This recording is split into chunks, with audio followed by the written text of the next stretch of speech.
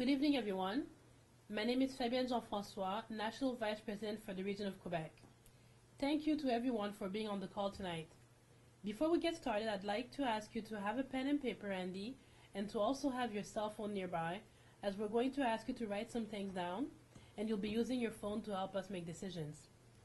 I also want to let you know that your audio is muted, and this is because we have so many people on tonight, it will be impossible to hear anything if everyone's audio was on. But you're welcome to write comments and questions in the chat window, and we'll try to respond as we go. Also, I don't need to tell you all that this is the first time we've attempted a forum like this as a union. Please bear with us in case we run into technical difficulties as we go forward with the conversation tonight. I'd like to also introduce you to some of the other people you'll be hearing from tonight. Eddie Bork, National President of Ceiu, and Crystal Warner, National Executive Vice President of Ceiu. Hi. Hello. Eddie, do you want to take it away? Thanks, Fabienne. Hello, sisters, brothers, and friends. I want to start by thanking everyone as well for taking the time of being with us this evening. Next week is the second anniversary of the employer's implementation of the Phoenix pay system, and it's no secret that this pay system has been a complete disaster from day one. Tonight we're going to tell you what our research has shown us about how Ceiu members have been impacted by Phoenix. We're also going to talk about what should be done about Phoenix and how we can fight to force the employer to do what's right. I don't want to waste anyone's time, so let's get right into things. And I'm going to ask Fabienne to take you through the results of our Phoenix survey that Ceiu members participated in last fall. Fabienne? Thanks, Eddie. Many of you will recall that we asked Ceiu members to complete a short survey about Phoenix last fall. We were blown away with the response. More than 1,000 of our members responded within the first 6 hours of the survey being live. And here's what we found out. That 81% of you guys have been affected by Phoenix. 91% of our respondents were short some or all of their pay for at least one pay period. 92% said that the Phoenix problems that they experienced were partially or totally due to system errors. Thanks to Phoenix, 91% of our respondents had trouble paying to take care of themselves or their families, such as paying child care, medical care, groceries, housing, and even more than that. And how important of an issue is Phoenix? Respondents said that it was very, very important. In fact, 95% of them said that it was the most important issue.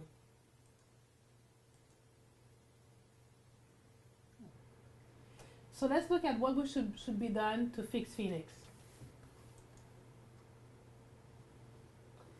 You've proposed to us 4 solutions and 4 demands.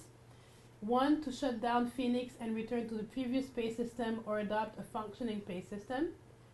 2, to hire as many comps advisors and pay staff as needed to ensure employees are paid accurately and consistently. 3rd, to prioritize fixing Phoenix. Or 4, to decentralize the pay system. And let's look at 3 of these options.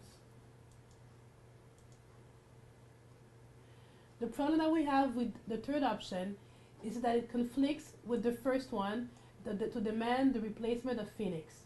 We can't demand the employer to shut down and replace Phoenix and also fix Phoenix. The problem with the option number 4 is that paid decentralization equals massive layoffs in pay centers and would create more complications and delay system returning to functional state by years. As for option number 1, we've researched it and there's an agreement that the old pay system can no longer be restored. On top of that, we're a union, and it would be hypocritical of us to be demanding the employer replace their privatized pay system with another privatized pay system when there are federal public workers that could have and still could build the pay system in-house. So this leaves us with 2 options as far as far as demands. And I'm going to ask Eddie to present it to you. Thank you, Fabienne. I'd like to ask everyone to listen carefully because we're going to ask you to tell us if the two demands that Ceiu put forward were in fact the correct demands. Those demands are that the employer commits the necessary resources and begin the development of another pay system created internally by public sector workers to replace the Phoenix pay system and accurately and consistently pay federal public sector workers in a timely manner. 2. Hire as many pay center advisors and other payroll staff as required to ensure that all federal public servants consistently receive their accurate pay and benefits. At this time, I would like for you all to get your cell phones ready. What we need to know tonight is if these are the demands we as a union should have put forward to the employer. So right now, we're going to take a vote via text message.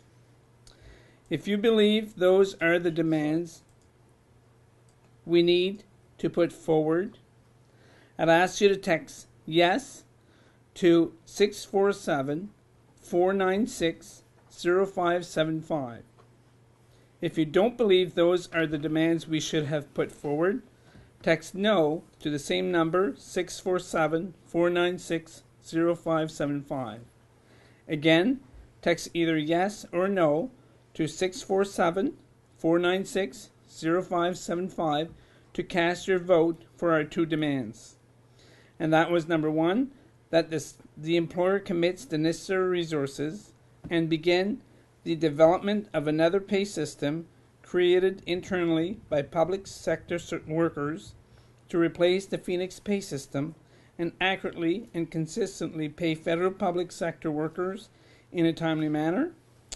And 2, hire as many pay center advisors and other payroll staff as required to ensure that all federal public servants consistently receives their accurate pay and benefits.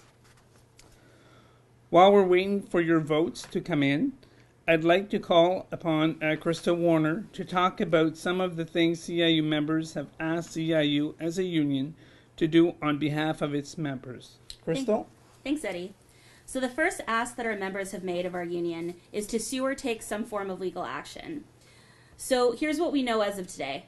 Unionized federal public sector workers are represented by the PSAC before the FPSLREB, otherwise known as the board. The PSAC, our mothership union, is therefore legally certified to represent us before the board. So for that reason, our members are unable to engage in a class action lawsuit seeking the representation of outside legal counsel when the PSAC is already our certified legal representative body.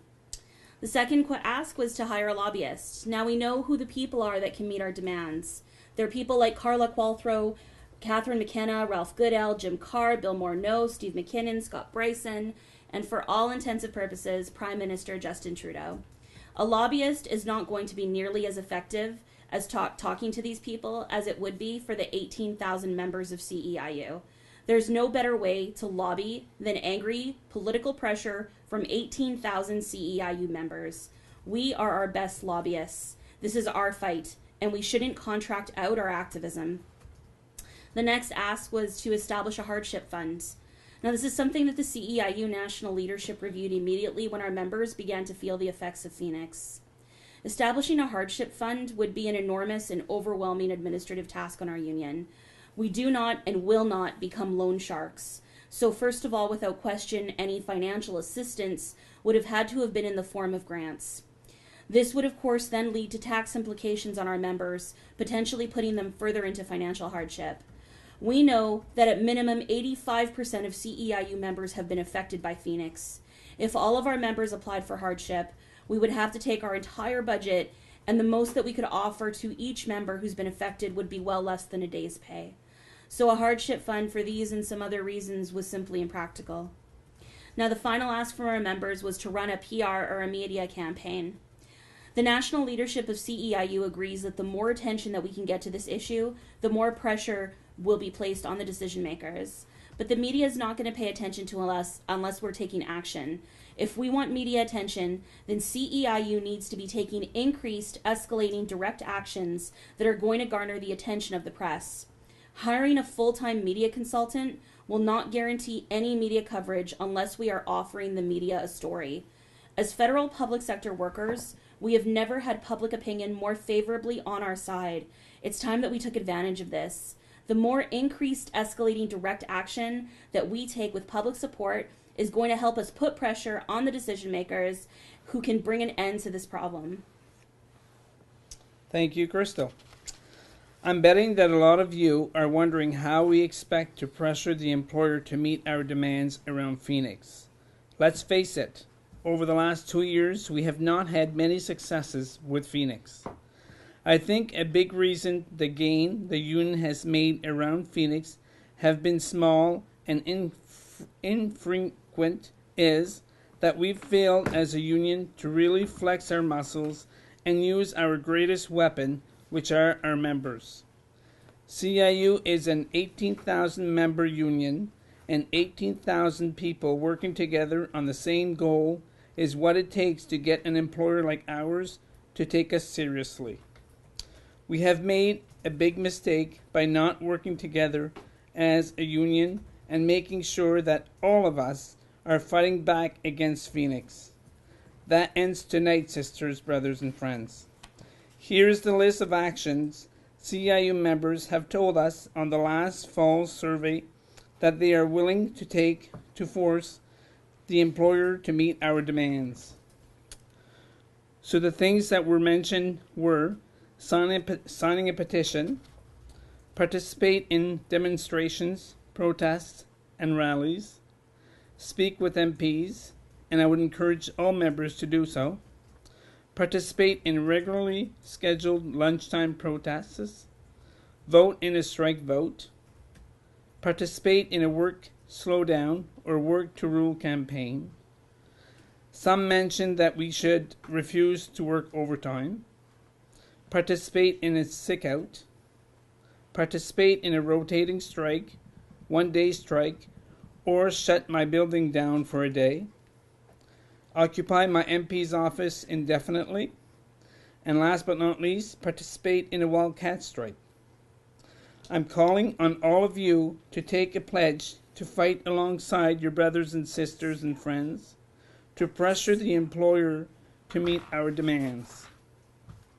Please write down the webpage address you are seeing now and fill out the pledge form there, letting us know what actions you are personally willing to take in this fight. For those of you not on a computer, I encourage you to go to our website at ceiu-seic.ca/ACTION and take the pledge form there.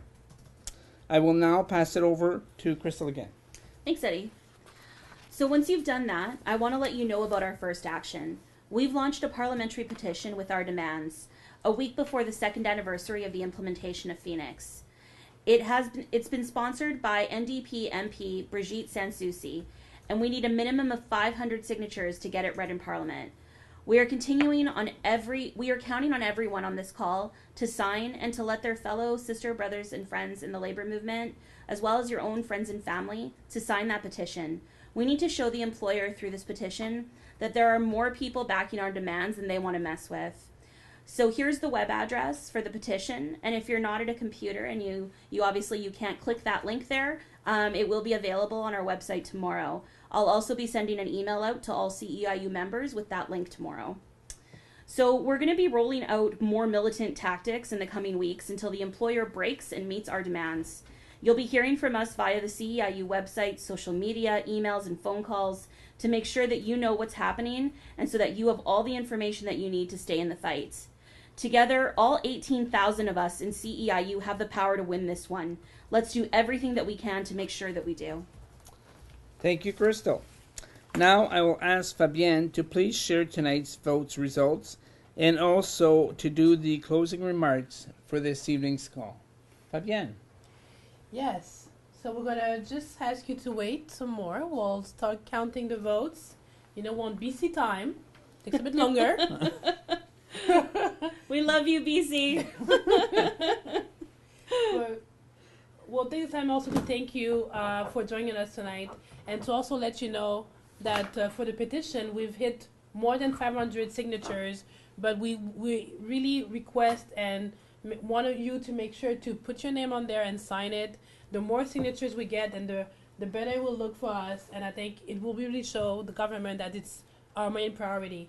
As far as the vote, we do have the results. So far, 95% of you have said that these two demands are the ones that we should be putting forth. And as for the rest, I'm sure that the reason why you didn't vote yes is because you want us to do much more than what has already been put forth. So we want to thank you for joining us tonight, and thank you for joining us in this first experience. Make sure to complete the survey online to let us know what you're willing to do as far as actions goes. And as far as the survey, you can still access it until Friday midnight Eastern Standard Time. So if you want to comment, have questions, or contact us, you can always go on our website, and we'll make sure to answer your questions as soon as possible. Is there anything else, Eddie, Crystal? No, No, thanks thank you everybody very for much. joining us. Yep, thank you very much. Thank you. Good night.